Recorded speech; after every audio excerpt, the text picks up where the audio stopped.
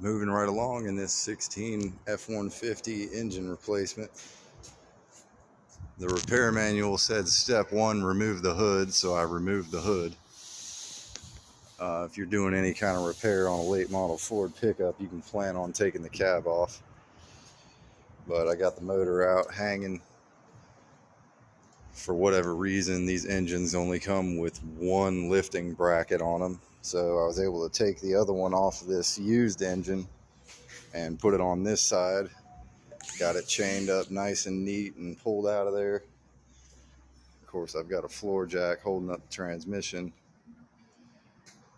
And yeah, should have this thing running tomorrow.